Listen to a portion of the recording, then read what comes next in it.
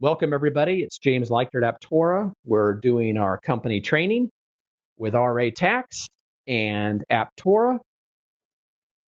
And in this video, we're going to talk about bank deposits. Pretty easy to talk about bank deposits.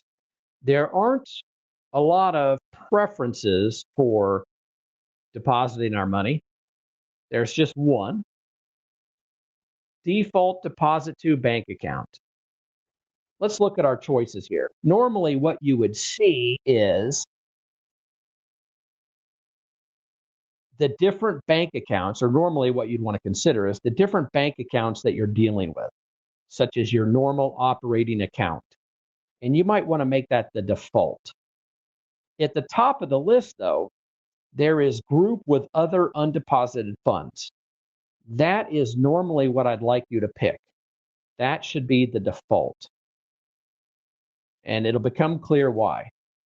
But trust me for just a moment and pick that.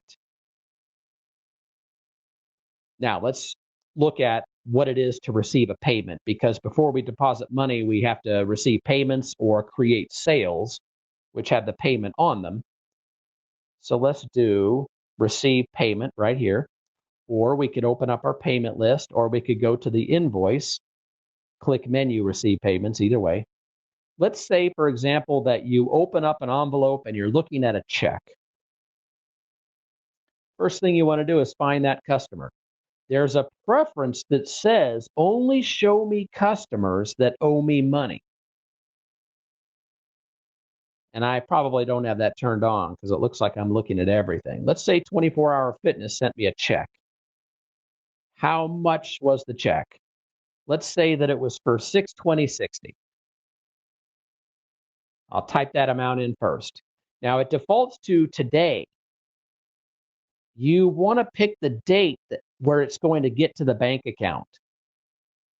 So it may be late in the day, and I go ahead and pick tomorrow because that's really when it's going to hit the account. And I type in a memo. And maybe I put payment on, and I have an invoice number, INV, and I type in some kind of invoice number, 77,892, something like that. And as you know from other videos, I'm always talking about robust memos. Payment method, how did they pay you? Maybe they called with a credit card. But in this case, we're talking about a check. We opened up an envelope and we found a check inside. This list here is something that you build. So we'll pick check. The deposit to defaulted to our earlier selection, but you can pick something different if you wanted to. Chances are you would never mess with it. And then let's type in their check number. Now, in this list, we need to go find what they paid. Hopefully, they told us what we paid. Nothing bothers me more than when a vendor just sends $5,000 and we're supposed to apply it to a $31,000 balance. That really messes up bookkeeping. I just can't stand that. If they do that, I typically don't apply the $5,000 to anything. So I would type in the $5,000 here, and I would check no boxes. When you hit save and close, the software says, you didn't pick anything to pay. Are you sure that's what you want to do? If it is, I'm going to create a credit that you can use to apply later, and I would do that. I'd recommend that. I would not guess at what they paid. I'd create a credit, and then once you get it figured out, maybe they send you a statement, maybe you call them and talk to them, or maybe they send you the rest of the money they owe you, the rest of the $31,000. That's when you can use the credit to pay these. You won't hurt anything by creating the credit. And in real life, that makes sense too, because you need to get the $5,000 in the bank, but you don't know what they paid.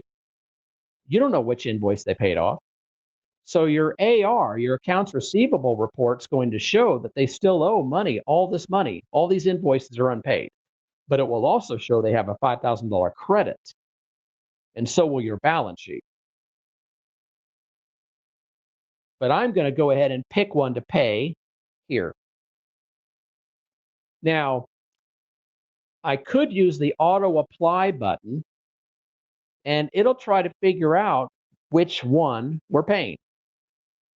And usually it does a pretty good job of figuring it out. It goes in to see what could be possible, but it's not using a supercomputer, so it can get it wrong. But it's always worth trying. If you have a large amount that pays 10 or 12 invoices, you can try it out. Just real quickly to show you what we have down here is clear your selections. When you're all finished, you can print a receipt. You can email it to. You can set a credit. That means they have a credit and you want to do something with it. If they paid you too little or too much, you can fix it by picking a discount account, putting in a date. Pardon me, you would enter an amount. Then you would put in a date that you want that to apply, and you would pick the account you want affected. I won't get into that now since we're not really doing payments per se, but that's where you do it. Maybe they underpaid you by a few pennies. I wouldn't chase the pennies. Maybe they rounded up, paid you 621. I hate that. They're not doing me any favors. But what do I do with that extra money? Well, you can put it in the discount account. It's just, think of it as a bucket, just like next to the cash register. And people are putting money in it and taking money out of it. Just put it in the discount account. And that's a quick way to deal with penny differences. Put in the amount, the date you want that amount to affect your financials. Pick the account, that's the bucket, the jar next to the cash register. The amount right here is the amount that they paid. It auto-populated. And it's possible that they paid you less and you're going to pursue that. So we're not talking about pennies. Maybe they paid you half. Well, it might be half that amount there. And then half of it will remain unpaid and it will be here when you come back. Okay, so that's it. I'm going to hit save and close. If I right click, I've got shortcuts to get to that customer. Otherwise, that's it. That's the whole form, save and close. Now we will go to banking, make deposits. It's telling me you have undeposited funds. What this message box basically is saying is you have cash, currency, money, checks, you have money laying around. So somewhere in the office, there's a check or more, there's one check or more, there's cash that needs to get to the bank. That's what that message box was saying. If we want to see them, we would click the payments button. And this is a list of all the money that you have laying around that hasn't made it to the bank. And you can search for the payment type, the customer, like 24-hour fitness, just like you do elsewhere. And we're looking for that payment. Might have to scroll over here to find it. Make this a little bigger. Maybe sort to help me find it. 620, that's the one right there. Now, normally you'd be just hitting select all because chances are you have all this in front of you. If your technicians are collecting money in the field, there should be a designated person they give the money to. All of them should have a bag, a zipper bag, or some container that they put money in, and they should hand that in and grab a new one. So give them like the zipper bags that banks have. You'd have two. They'd turn it in and get a new one and leave. But they don't turn it in just with anybody. There's a designated person they give it to. So that person should have all of this in front of them. So normally you'd hit select all. I'm just going to say that's all I want to do. I'll hit close. This list right here will populate automatically with all of those deposits. Your deposit 2, that's where you pick the bank account that it hits. But hold on, remember that preference I talked about? It was group all these deposits with undeposited funds. So that allowed me to group all these together so that I could make a decision on the whole group.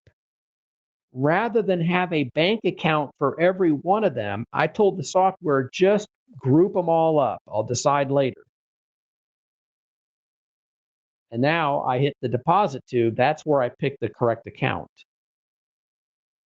Also, when you use the undeposited funds feature, it gives you a piece of information that's really helpful. Let me go find it for you. On your balance sheet, it's going to have a undeposited funds account right here. Wow, I got a lot. Undeposited funds. That is telling the reader that we have received the 67,000 bucks, but we never deposited it. If you pick the bank account on the received payment, it would not track undeposited funds. That's why you want to group your payments as undeposited funds and then deposit them as a second step. Otherwise, they immediately hit the bank account that you picked on the received payment. So in other words, you received payment directly into the bank account if you pick a bank account on the received payment. Otherwise, what you told the software to do is, yeah, I want to receive the payment, but I want you to group it as an undeposited fund. That's also a security feature. That's old school accounting too, by the way. And we have a lot of old school accounting in here because it works properly and it protects you, the user. All right. So the memo, normally I wouldn't call this a deposit. I'd type in here something like they paid half, they paid random invoices, they're paid in full, account balanced, something like that. So I'd have a better memo. You have also the ability to pick a different payment method, edit the check number, put in a memo on a line item basis. You could departmentalize this. It picked the department automatically. You probably would never need to change it. But this just gives you the ability to change certain elements. You probably won't.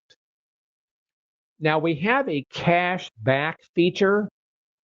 Normally, I hate the idea of cash back. Why would you ever get cash back? We added that feature because QuickBooks had it and people were used to it, and we wanted to be able to migrate that information from QuickBooks into Total Office Manager. But generally, you would never get cash back. The one use of this, which is really handy, is remember what cash back will do is it's going to reduce your deposit. Let's say that you have a fee. So you got paid for $1,000 worth of work, but you only have $995 to deposit. How could that ever happen? Maybe they used PayPal and PayPal took $5. You still had a $1,000 sale, but what they did is they paid with PayPal and PayPal gave you $9.95. They kept $5 of it. This is a good way to deal with that. Because what you could do is you could put in the $5. You could pick the account. Remember that bucket we talked about? We would probably create something different this time. We would create PayPal fees. So we'd have PayPal fees in here. And what would that look like? Again, let's just do it. Let's just be thorough here. Let's create a new expense. PayPal fees. Generally, I'd have a numbering convention that I'd follow. Fixed or variable expense. This is variable. What best describes this? Boy, well, gosh. None of these, maybe interest paid, but none of them really do. So I'll say none. And okay, now we have PayPal fees. And they charged us $5. and we'll just type in PayPal standard fee. Now, remember, I've just made this up because we said that a check came in the mail, but I'm showing you what you could do with this that's acceptable. And what that'll do is that'll reduce our deposit by $5, and it'll create an expense of $5, and it'll put that in PayPal fees, and it'll date that expense on the 25th, and everything is great. You have the ability to print a deposit summary or a deposit slip if you need to. If you click menu, you basically have shortcuts to go look at vendors. You want to select a line item, and then the shortcut becomes available. You can go look at the employee that's associated with that transaction. You can go look at the customer that might be associated with it. So you have some shortcuts here. You can go to the payment itself that's highlighted. You can print, same thing as hitting those buttons down there. You can hit save. That'll keep you in the form. Maybe you want to go have lunch, save your work. Otherwise, when you hit save and close, it is now going to create the $5 expense, and it's going to move this money from undeposited funds to the bank account. That's why the date is important, because I want this to line up with what the bank has on their bank statement. And so again, I said earlier, we're going to pretend like it's late in the day, and even if I get the deposit in today, it'll show up on tomorrow's business. I should pick that date. I know that's nitpicky. It's just a day.